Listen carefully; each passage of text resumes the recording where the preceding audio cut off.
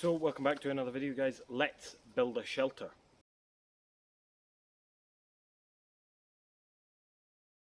So welcome back, guys. Thank you very much for joining me here once again. Today we're back out in the woods in a nice little location here, and we're going to build a shelter today. We're going to build a primitive basic shelter that uses no cordage. The only cordage I'm using today is my toggle line here to hang up some gear. But other than that, we're going to not use any cordage. We are going to use tools, man-made tools, but the shelter itself is going to be completely natural. So I'm going to be building it just behind the camera, or just beside the camera here, and I'll show you that in just a second. And there's plenty of resources in this area, lots and lots of dead wood, as you can see. So we'll take full advantage of that. We'll cook up a little bit of a lunch as well later on. So yeah, without further ado, let's get to it. So this area here is where we're going to build the shelter. So we've got this birch tree here, this nice big old birch tree that has this really good fork in it there. And that's about, I don't know, maybe 8 feet, 7 feet, 7 to 8 feet off the ground there, so that's fine. And then coming out this way, we've got, if I just scoot back a bit, we've got a good 6 to 8 feet there before we've got this next tree. Now what I'm going to do is I'm going to get a nice long pole. I'm going to place it into that fork coming down here at an angle, and then we're going to build a wall on this side so we're facing that way. But as you can see, first of all, we need to clear up some of this debris, and then we can go and scrounge for resources. As you can see, there is lots of dead wood. So the first thing we need to do whilst we're before we can even start thinking about building the shelter is we need to clear all of these branches and rotten logs off of or out of the area. Some of them might come in useful, so we're not going to throw them too far. Just going to pile them up over there, close by, so that we can potentially use them to thatch with and things like that. And I'm just going to take my axe here and clean up this pine. I take the limbs off of this here.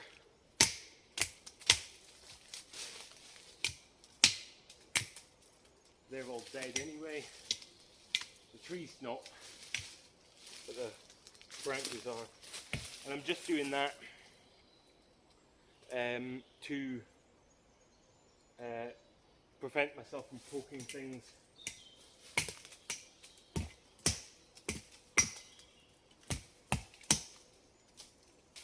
So now what we need to do is go and have a look and see if we can't find a ridgepole that we can use for our shelter. So what I've got here, this tree right here, it's about forearm thickness, and it goes all the way up there. It's dead, somewhat dead standing. I've given it a bit of a shake test to just see whether it's rotten at all, and it seems to be okay. So I'm just going to go ahead and saw it off down here and see whether we can make use of it. So I'm just using the Laplander here, and again, you don't need big saws for doing this.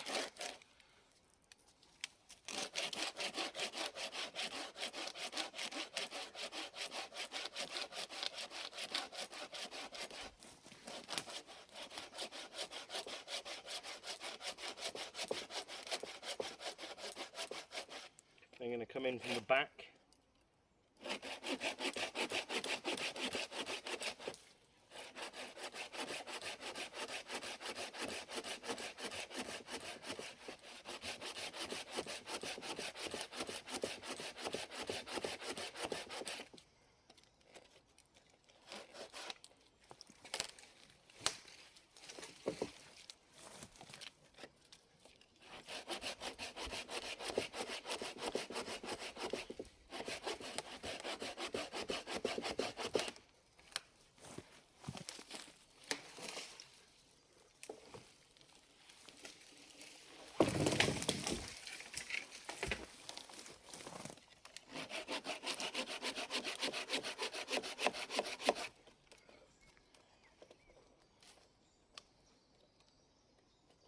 Look at that. Really bent the blade there. Good thing with a Laplander. It's really easy to fix a bent blade. You can do it just with a bit of wood you're working with even.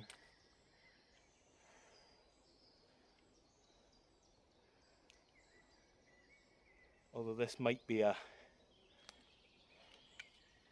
take the blade off one. Better.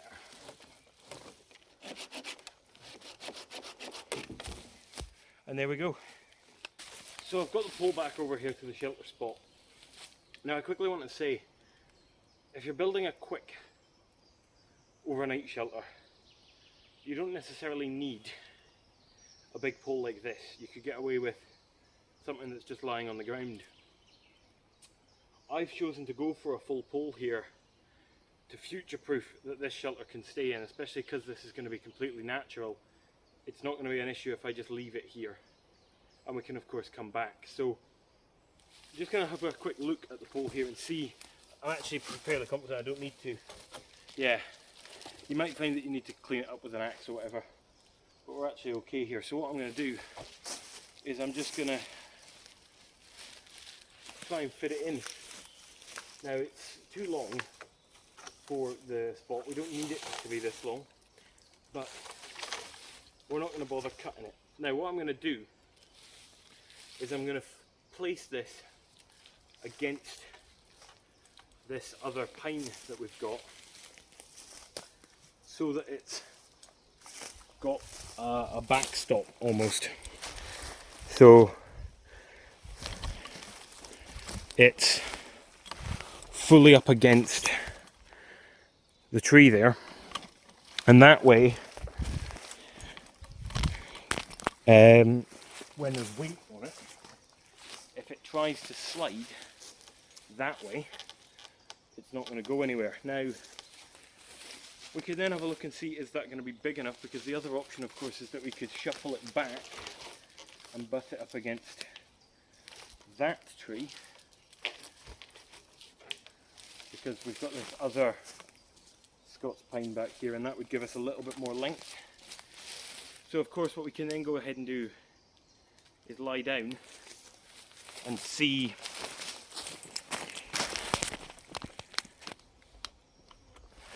how it fits. So if I'm now lying down here,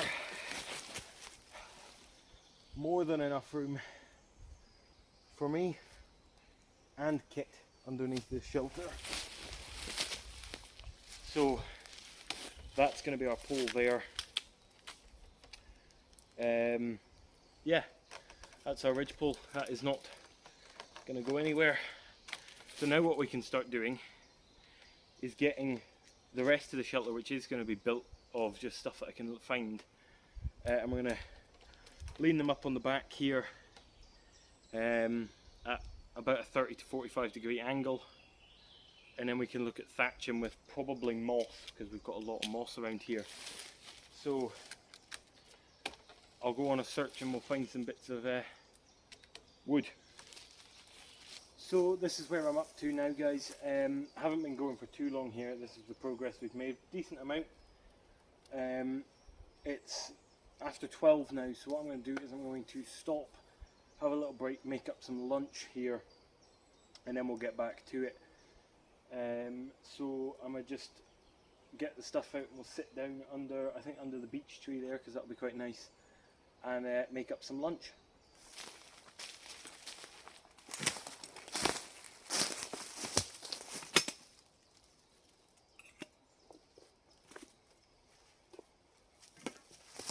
So I'm just going to lay out here my Journeyman Handcrafts set mat.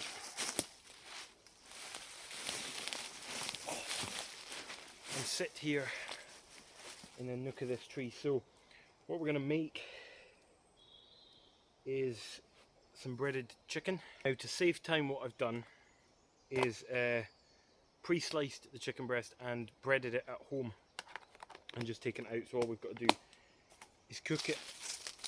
It's in the UK here, it's a bit of a heat wave at the minute. It's incredibly dry, so it's far too dry to have a fire. So I'm just going to use a gas stove, and I'm still going to clear the ground here because it is incredibly. I mean, the ground's damp, but the surface is wet. So I'm going to use my zebra billy can here and just my simple Thunderburner gas stove.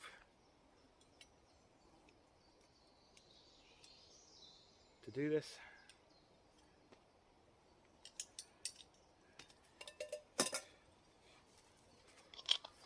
I made this last week whilst I was out filming. I did it all myself. Well, not myself. Did it all whilst I was out in the woods, and it was good. I also had rice that time. No, don't have any rice this time. Just keeping it simple. So that's there. Just gonna light that with fire steel. Might as well get ready first. So I'm just going to put 250 ml of oil into the pan. It's generally enough. Or it was last week.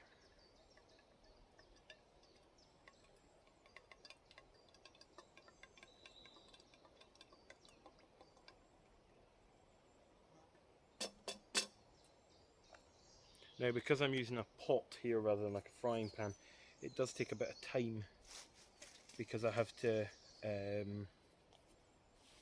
can only do about 2 or 3 bits of chicken at once.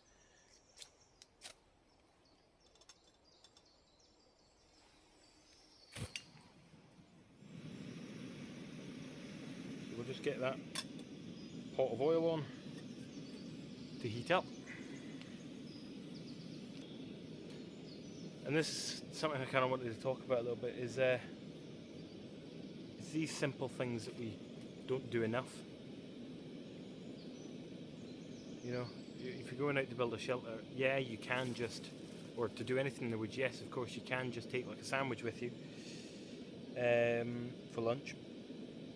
But also, things like stopping, sitting under a lovely beech tree here, and making up something nice and rewarding is really good.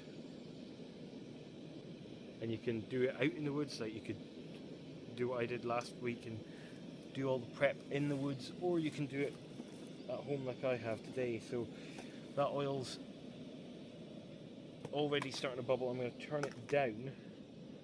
I'm going to get our chicken here and I'm just drop it in. And it's going to start bubbling away, and I'm only going to get about 2, I think, again at a time. We'll close the tub in between, keep the bugs away. And of course, with it being chicken, we need to make sure it's cooked, as well as being crispy on the outside, and that's why we don't want our oil too hot.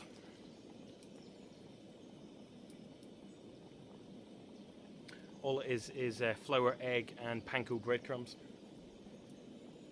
with a little bit of seasoning in the flour, a bit of smoked paprika and salt and pepper.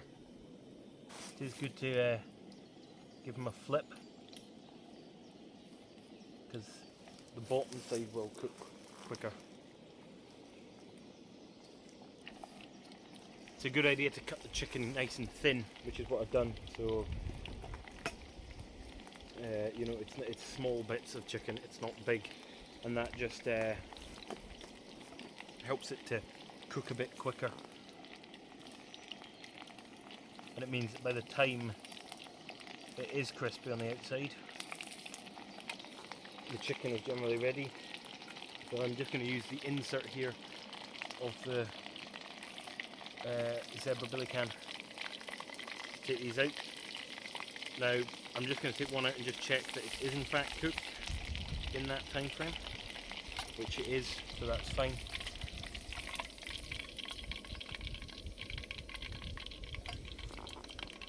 we're just going to leave them in there, continue cooking, or at least get a couple more in.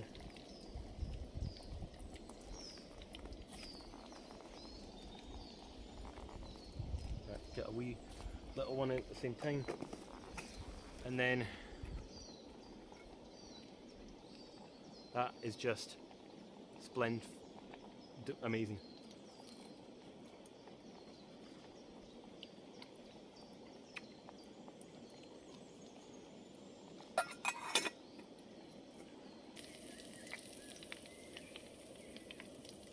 And there you go, there is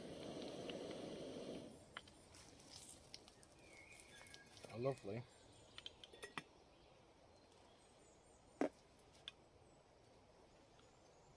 lunch. So, been working away now for another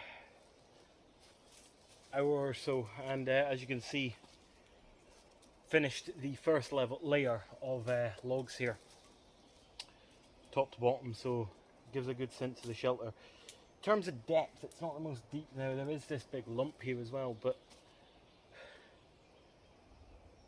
it's still a nice wee shelter that you could easily hunker down in. Now obviously it's not waterproof at all, and we will thatch it and add some other stuff to it as well, but I'm actually out of time today, very shortly, so I'll need to pack up and get out of here, but I'm quite happy with the progress for today. I'm going to end the video, this week's video, at this stage. I'm not going to come back out and film the rest of it. We'll do that in a future video. It's warm. It's very warm. The bugs are out now in force, and my bug spray's kind of worn off, and I didn't take any extra with me, so I'm being swarmed by midges right now.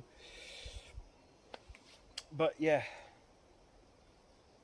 so one thing to bear in mind is a lot of people have this image in their head that in a survival situation, if they found themselves in one, that they would be able to pull together a bushcrafty kind of shelter in the middle of nowhere with no tools and all of that. Now, this has taken me 2.5 hours in an area that's full of resources. Like, I've had to walk no more than maybe 200 yards to get, if that, to get any of these bits of wood, and I've had my full tools with me, all my tools with me. Without tools, this probably would have been a closer to 3.5-4 hour job, and bearing in mind it's not thatched yet, and the thatching would be a good couple of hours to get it properly thatched. So this is more than what you need to do in terms of a survival situation. This is more of a luxury shelter. So that's going to do it for this video, guys. If you liked it, please do leave a like down below, and whilst you're down here, why not consider subscribing as well. Leave a comment in the comment section if you want to see anything or let me know anything, and until next time, bye for now.